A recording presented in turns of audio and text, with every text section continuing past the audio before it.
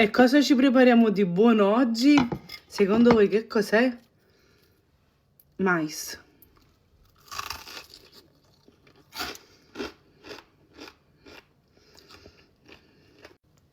Ci prepariamo anche una salsina d'accompagnamento che accompagna, che è un amore sta salsina. Cioè...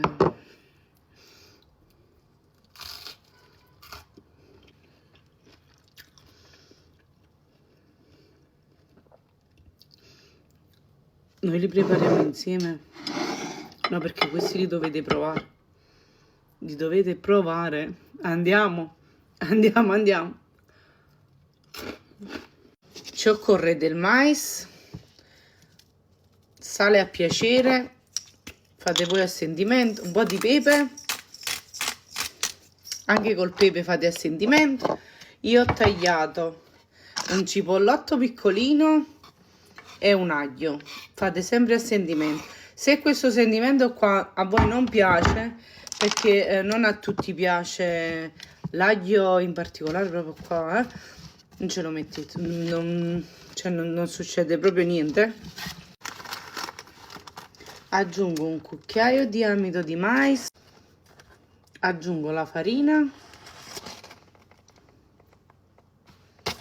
un goccino di acqua,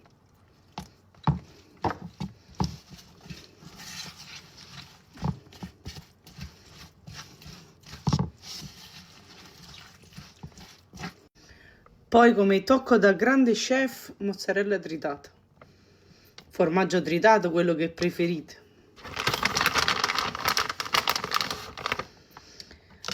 E mescoliamo. Tutto è così, padella, olio a piacere per friggere e andiamo a friggere.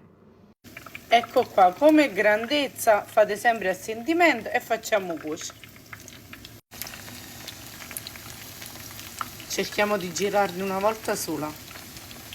Nel frattempo ci prepariamo la salsina d'accompagnamento. Io ho messo maionese. Per le dosi fate sempre a sentimento. Ci mettiamo un po' di miele, un po' di pepe. Ho messo già qualche goccia di limone,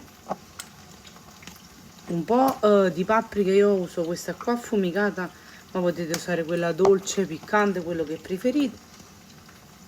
Un po' di senape.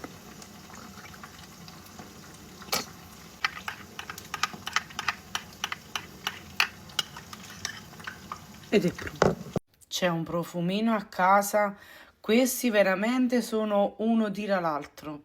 Io ho fatto questa dose qua, ma voi raddoppiate le dosi perché sono proprio... Questa è la salsina, provateli.